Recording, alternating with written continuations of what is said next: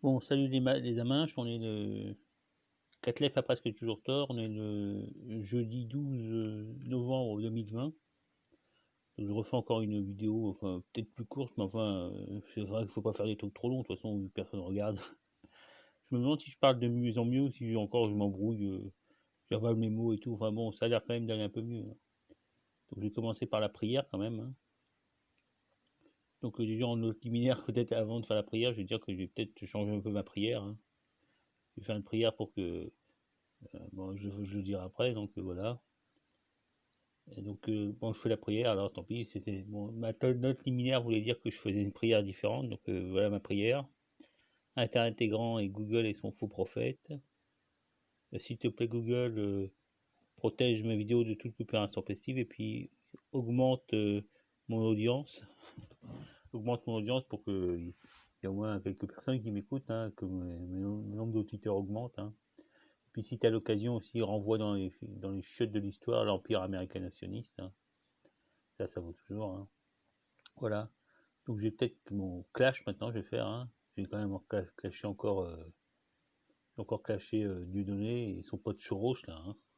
Parce qu'on sait que j'ai pensé que Soros était à la base de la révolution colorée en Arménie, hein, de Pachydermian là. Donc forcément Dieudonné doit être mêlé à cette histoire, hein, je le sais, je le sens. Monsieur Chrysalide Man a une jambe là. Le Chrysalide a une jambe. Donc voilà. C'était juste pour leur balancer cette vanne sur Diodo, le Chrysalide Man a une jambe. Donc je sais pas quelle magouille il a fait avec Soros, quel accord il a passé. Enfin, c'est vrai que je pourrais mettre ça en rubrique informatique. Enfin, il se trouve que j'ai téléchargé Telegram, hein. Puis je me suis abonné au truc de Diodo, qui est bien sûr payant, quoi. On reconnaît la marque de Soros, hein. Putain, faut s'abonner et tout. Bon, par contre, j'ai aussi retrouvé, je crois que je disais dans une autre vidéo là que j'ai retrouvé un truc de Diodo sur YouTube. Bon, je dirai après la nouvelle parce qu'en fait, je sais pas si je dis tout de suite, j'en ai rien à foutre. C'est vrai que j'ai retéléchargé NewPipe, hein, donc ça remarche à peu près quoi. Enfin, en tout cas, les vidéos remarchent. Puis j'ai pu retélécharger enfin l'historique mes abonnements et tout quoi. Importer l'historique de mes abonnements et tout. Enfin, il manquait quelques trucs, mais enfin au moins ça remarche quoi. Faut encore faire quelques réglages à la con. Alors je pense que j'ai dû faire une fausse manip, quoi. Choisir une option qui faisait bloquer le truc, hein. Sans doute sur la vitesse de nombre d'essais de chargement d'une vidéo ou tout comme ça, quoi. C'était un message d'erreur, donc je sais pas. Donc là en tout cas ça remarche, hein. Voilà. Donc Corrigenda, je sais pas si j'ai des Corrigenda à faire, hein. Enfin, j'ai peut-être dit des conneries des autres fois, mais enfin bon, je vais passer maintenant quand même un peu la rubrique linguistique, langage, hein. Je voulais dire déjà que c'est vrai que j'ai parlé l'autre fois de Baal, hein. En fait, Baal, en arabe Baal, c'est un mot qui veut dire encore Seigneur aujourd'hui, hein. Donc c'est un terme générique pour désigner un dieu, hein, comme El qui veut dire le dieu, tout comme ça quoi. Ou même Deus en latin qui veut dire le céleste, quoi. Qui est lié aussi qui est lié au nom de Dies, le nom du jour, hein. Donc c'est le dieu céleste du jour lumineux quoi. Enfin c'est un terme générique et après ça désigne les dieux quoi. Et céleste opposé aux terrestres qui sont les hommes, hein. Parce que le mot homo, qui veut dire homme, c'est-à-dire homme, être humain, hein, c'est dérivé d'un mot qui veut dire terre, hein. C'est le terrestre, et il y a le terrestre est opposé au céleste, le dieu, quoi. Voilà, donc autre truc marrant que j'avais vu, parce qu'en fait, c'est chouette sur librairie Genesis, j'ai trouvé un petit dico étymologique du japonais, hein, à peu près 4000 mots. Alors, c'est intéressant parce qu'il y a des tas de japonais, en fait, il y a des tas de mots composés, quoi. Donc, c'est composé, tu as un terme, après un autre terme, par exemple, avec c'est une consonne sonore qui est dans le deuxième terme. Par exemple, hito, bito, ça veut dire, c'est homme au pluriel, hein, donc hito c'est homme, et hito, bito c'est plusieurs hommes, quoi. Donc en fait c'est hito, nhito. Donc en fait comme le H est un ancien P comme en celtique, hein, ou comme en arménien, Donc Hito, c'est piteux, c'est-à-dire homme, qui devient Hito. Et Pito, ça devient Hitobito. Enfin bref, je dis ça, c'est juste un exemple. Il y en a des tas, des composés comme ça avec un. Le deuxième élément commence par une consonne sonore. Hein. Donc c'est intéressant avec le N qui vient, qui vient faire la jonction entre les deux composés. Quoi. N qui utilise qui est un mot. Il y a en japonais, tu as ni, na, no et na qui sont des éléments de composition, quoi, pour enfin, des éléments grammaticaux. Donc, ouais, je le dis comme ça, bah, je vais pas détailler plus. Hein. Enfin, bref. Voilà, donc ce que je voulais dire, c'est que j'ai vu comme truc marrant, j'ai vu notamment que pour dire baleine, en japonais, on dit Kujira. C'est-à-dire, c'est le même mot que Godzilla, quoi, je pense. Donc, Kujira, ça veut dire baleine. Hein. La chasse à la baleine, les japonais, ça doit être un truc qu'ils ont hérité des chasseurs de baleines de l'Atlantique Nord. Hein. Les Aïnous et tout, hein. Même s'ils détestent les Aïnous. Mais les Esquimaux aussi, en fait, ils ont commencé à coloniser les Amériques en passant par le détroit de Bering et tout, en chassant les baleines à coups de sur leurs canaux là. Donc les Japonais ont hérité ce truc-là des populations précédentes. Hein.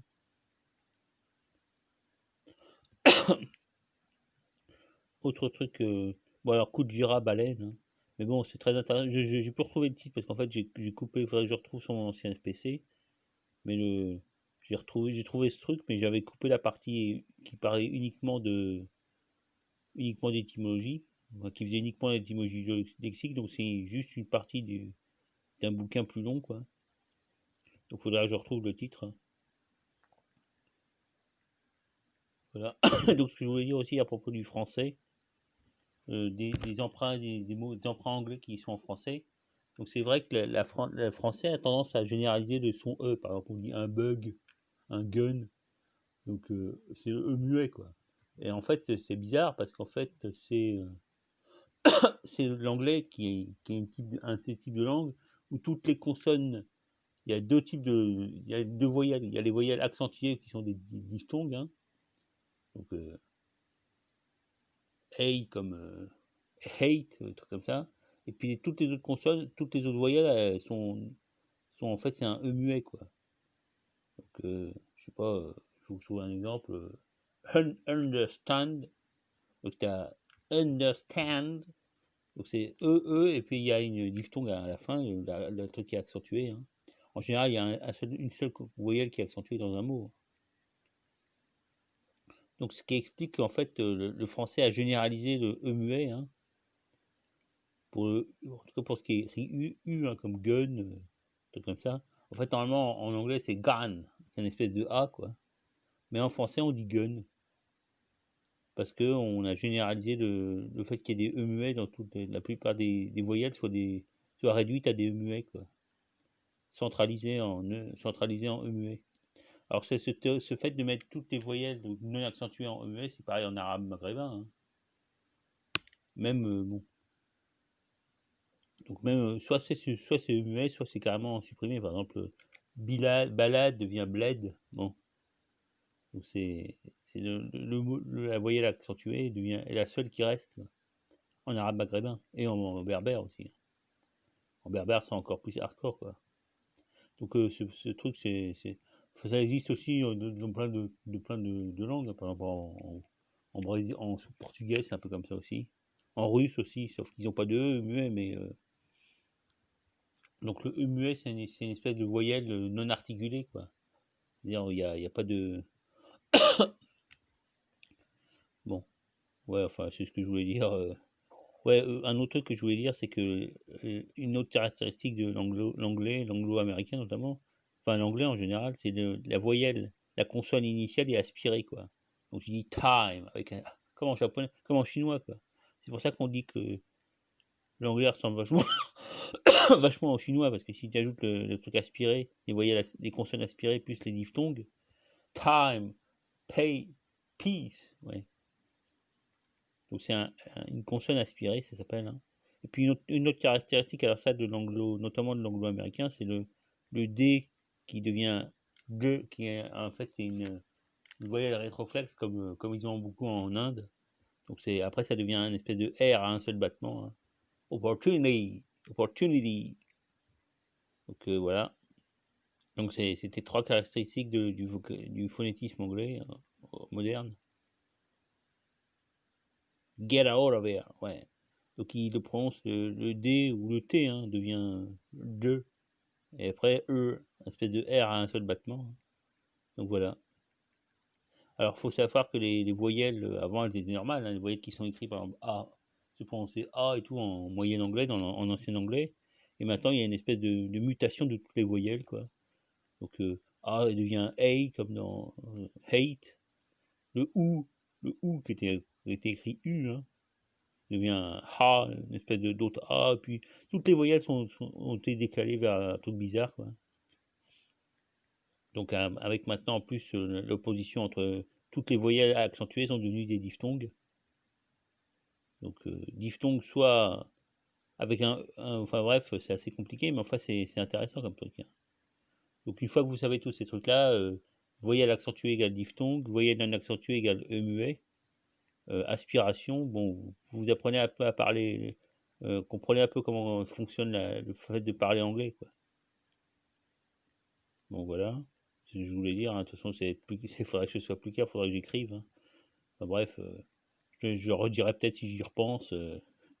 Bon, voilà. Et donc je voulais dire un autre truc aussi. J'avais parlé d'Adonis là, qui est en fait le nom qu'utilisaient les Grecs pour parler du dieu Dumuzi, Tammuz. Hein. Tammuz, c'est devenu le nom d'un mois dans la langue assyrienne, enfin acadienne, mésopotamienne, et aussi en hébreu, quoi. Et puis dans les langues, en araméen aussi, dans les langues, l'alphabet, enfin le calendrier d'origine mésopotamienne, il existe aussi en hébreu et en araméen et même en arabe. Mais bon, donc le mois de juillet, c'est le mois de Tammuz. Donc c'est dieu Dumuzi, hein, qui veut dire Dumu, c'est-à-dire fils, et Zi, ou Dzi, ou un truc comme ça, c'est-à-dire véritable. Donc c'est le fils véritable. Un nom qui veut absolument rien dire du point de vue, on ne sait pas ce que ça veut dire. Ça fait penser au nom de Sargon, hein, qui s'appelait le roi véritable, un truc comme ça, ou le roi régulier. Donc Dumuzi, c'est lui qui va chercher Ishtar, qui a été enlevé aux enfers pendant l'hiver, et qui la ramène, et il la ramène pour le printemps, quoi. Pour que les plantes repoussent. Donc Dumuzi, Tammuz, et donc c'est devenu Adonis en grec, et puis c'est aussi Thésée qui va chercher Ariane aux enfers, hein, dans un labyrinthe. En plus, c'est un truc qui est mis en Crète. Il faut savoir que la Crète et Chypre et tout, ils avaient quand même un lien avec l'Orient depuis très très longtemps. Hein. Que ce soit l'Égypte ou que ce soit le Proche-Orient. Bon. Voilà, donc pour la rubrique gadget, maintenant je vais parler un peu. Donc c'est vrai que c'est un petit peu tout ça confus, tout ce que je veux dire, mais enfin bon, je crois qu'on comprend un petit peu, quoi. Faut connaître un petit peu pour comprendre. Donc je voulais, pour le niveau du gadget, je me disais que finalement, tout est gadget, que Dieu est le grand admin de la base de données de gadgets, hein. C'est ce que je pense, hein, grosso modo, foncièrement. Tout est gadget, et voilà. Alors sur l'informatique, donc j'ai réinstallé NewPipe, hein, l'application qui permet de regarder YouTube. Donc ça remarche, on voit les vidéos remarchent, il faut que je fasse des réglages, j'ai encore des trucs bizarres, des vidéos qui jouent en fond, même quand on les supprime et tout. Je sais pas du tout ce que j'avais fait comme connerie l'autre fois pour que ça marche plus, quoi. Enfin, je sentais que j'avais dû faire une connerie, quoi. Voilà, ben, autre truc en informatique, donc j'ai regardé Yandex translateur là, donc toutes les langues où il y a un synthétiseur vocal qui vient, quand il y a un dictionnaire qui est bien, quoi. Parce qu'il y a des langues où c'est un synthétiseur genre robot, quoi, qui est nul. Et puis il y a des trucs où il n'y a pas du tout de synthèse vocale. Donc j'ai à peu près fait la liste de tous les trucs où il y a un synthétiseur vocal qui vient. Je sais pas si c'est Yandex ou c'est un truc de Android, quoi. Il me semble que ça doit plutôt être un truc Android. Donc comme langue, il y a l'anglais, l'arabe, le bengali, le chinois, le tchécoslovaque, le danois, le néerlandais, l'espagnol, l'estonien, le finnois, le français, l'allemand, le grec, le gujarati, le hindi, le hongrois, l'indonésien, l'italien, le javanais, le Canada, le truc du Karnataka en Inde, le khmer, le coréen, le malayalam, en Inde, toujours du tamoul, quoi. Le marathi, c'est une langue de l'Inde du Nord, indo-arienne, et puis le népali aussi, pareil. Le polonais, le portugais, le roumain, le russe, le singalais, le slovaque, le sundanais, alors ça c'est une langue d'Indonésie, hein, je ne sais plus c'est laquelle, quel coin d'Indonésie. C'est pas Java, mais enfin c'est un truc comme ça. Peut-être que c'est Java, je sais plus. Enfin il y a quand même le javanais, donc je sais pas. Enfin bref, le sundanais, le suédois, le telugu, langue proche du tamoul, hein, le turc, le thaï, l'ukrainien, et puis le vietnamien. Voilà, donc c'est toutes les langues où il y a une synthèse vocale qui est bien, quoi. Puis bon, il y a des langues où il y a plus ou moins de mots, hein. Mais bon, si vous voulez au moins entendre la façon prononcée, je me demande si c'est pas des Russes qui prononcent la langue, parce que c'est vrai que les Russes, maintenant on dit qu'ils sont nuls en langue, mais normalement avant on disait que les Russes étaient balèzes en langue, hein. Donc je sais pas pourquoi, mais les Russes ça sera devenu nul en langue et tout d'un coup.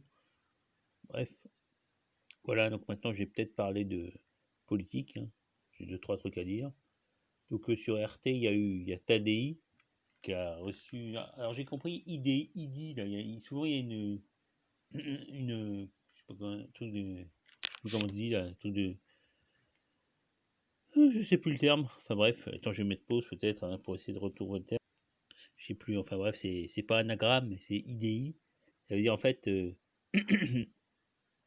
interdit d'interdire. Donc c'est tous les trucs avec euh, euh, merde, je retrouve plus les noms. Putain.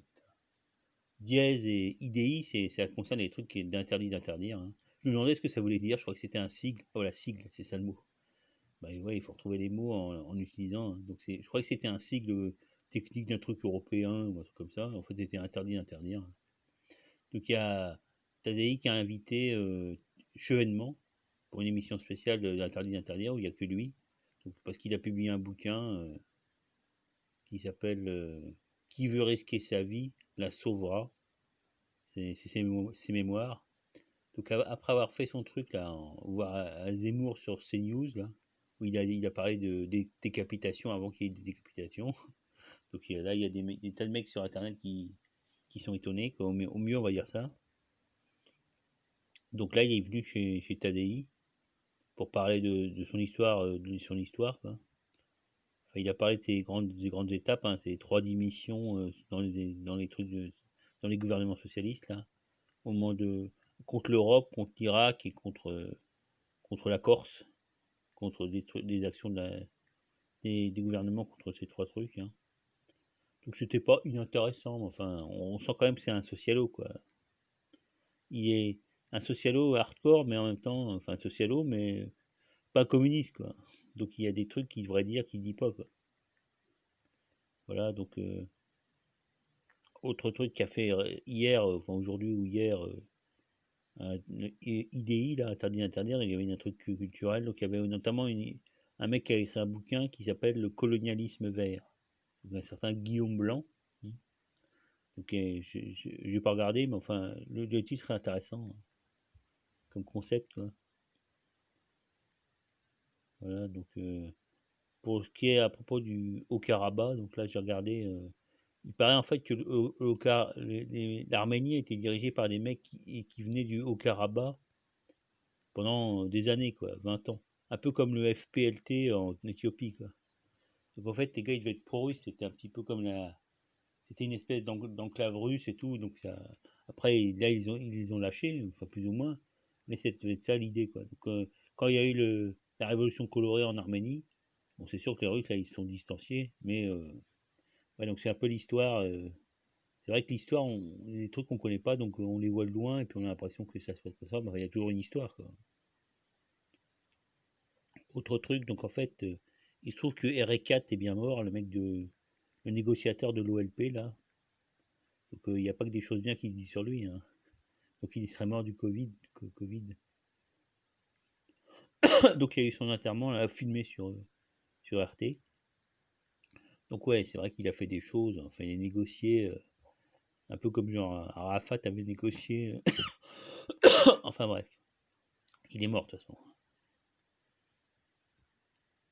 Paix à son âme. Aussi, alors, dessous de sa vidéo sur RE4, là, il y avait une vidéo proposée par Google, hein. Parce que là, je regardais encore, c'était avant que je réinstalle UPipe. Donc il y avait une vidéo de l'IHU, là, du Raoult, là où il était interviewé avec une autre gonzesse à côté de lui, hein.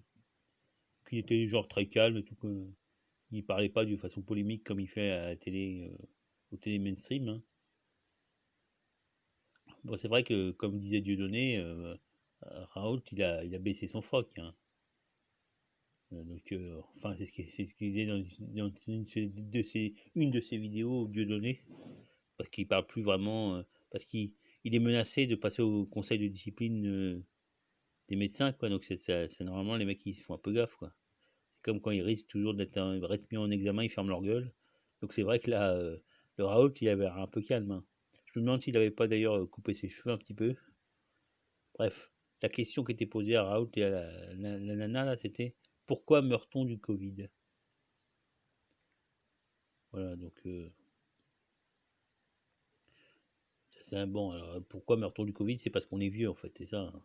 Parce qu'il disait qu'il fallait vraiment, ce qu'il disait depuis le début, en fait, c'est qu'il fallait prendre très vite les mecs les patients en charge avant que la truc devienne compliqué, quoi. Donc, leur faire des trucs respiratoires et tout. Donc, c'est ce qu'il disait depuis le début, mais enfin, c'était à peu près. Alors que le Thiolo disait qu'il avait mis de l'eau dans son vin et tout, mais en fait, finalement, il disait toujours les mêmes choses, hein. Sauf qu'il parlait pas de la chloroquine et tout, il fermait sa gueule là-dessus, quoi. D'où son baissage de froc que disait Dieudonné, quoi. La chloroquine a une jambe, hein. Donc, je sais pas si t'es un vendu, Raoult, mais de toute façon, moi, j'ai jamais été pro Raoult. Mais c'est vrai qu'il a l'air de s'être ravisé un peu sur la chloroquine parce qu'il a quand même eu à avoir des mecs sérieux qui ont dit des trucs des mecs sérieux qui mettaient en cause la chloroquine. Même si c'est un peu chelou le truc qui nettoyait, qui guérissait la malaria ou je sais pas quoi, là, a été interdit, mais bon, on saura sans doute un jour ce qui s'est passé, hein, dans cette histoire. Autre truc, donc sur Almanar, alors il paraît que Sheikh Khalifa, le premier ministre, de toute façon ils s'appellent tous Khalifa, les mecs c'est la famille Khalifa, là, la Smala des Khalifa, donc le Sheikh Khalifa, premier ministre de Bahreïn, est mort. Ben ouais, mais bon, c'est la vie, hein. Sinon, autre information de Almanar. Alors, il paraît que les Yankees vont vendre des F-35 pourris aux Émirats Arabes Unis, hein. Donc, ça fait partie du truc. Ça fait partie de l'ouverture là, du truc du siècle, hein. C'est surtout pour fourguer des armes aux Arabes, hein, pour se protéger contre l'Iran et tout. Tu parles. Déjà, il faudrait que vous ayez des pilotes, les tocards, là. Enfin, ce sera sans doute des mercenaires, comme en Libye, là où c'est des mercenaires qui conduisent des avions pourris, là. Donc bah voilà. À propos de la Libye d'ailleurs, il y a un accord qu'ils sont en train de signer là, sous l'égide de l'ONU, hein. On va voir ce que ça donne, hein. C'est après, quand il y a eu une bagarre entre un autre Khalifa Haftar là, et les Turcs et bon, enfin finalement ça aboutit à un accord, hein. Puis il y avait les Russes aussi dans l'histoire. Donc on ne sait pas ce qui s'est passé, mais enfin il y a un accord là, ils disent. À propos du nom de Libye, Libye, pour un truc mnémotechnique pour s'en rappeler, c'est comme Ligure, Ligure. Donc, parce qu'on dans l'Antiquité, ils disaient que Libye et Ligure c'était les mêmes peuples. Pourquoi c'est bizarre, hein. Enfin bon, Li, le premier c'est un I, le deuxième c'est un Y ou un U, parce que c'est un Y, c'est un U en fait à la base, hein. Donc Ligure, Libye, donc le Y est en deuxième, hein. Faut toujours utiliser ça pour s'en souvenir, hein. Autre truc, bon alors sur RT, il y a depuis quelques jours là, il y a le retour de Demourou, hein. Moi qui avais dit qu'elle en avait marre et tout, ben elle est revenue, hein. Bon, peut-être qu'elle a dû aller faire un stage en Russie pour se faire. Je sais pas, non, mais de toute façon. Donc c'est le retour de Demi-Roux avec ses vidéos qui durent des plombes là, tous les jours de la semaine. Bon, de toute façon, si on veut regarder la version courte, on peut aller sur Molotov, hein, ou sur des chaînes qui. Enfin, regarder sur YouTube ou je sais pas quoi. Enfin, pas YouTube justement, mais sur Molotov, on a la version courte hein, tous les jours. Voilà, bah écoutez, 25 minutes c'est bien. Hein. Donc ouais, c'est ce que je voulais faire, ce que je voulais dire aujourd'hui. Bah, j'espère que ma prière a marché et qu'il va y avoir un peu plus d'auditeurs. Hein. Malgré que j'arrête pas de m'emmêler les pinceaux et tout. Enfin bref, ça c'est de votre faute parce que personne m'écoute, donc du coup je parle mal. Bah ouais, c'est de votre faute. Allez, salut les mecs.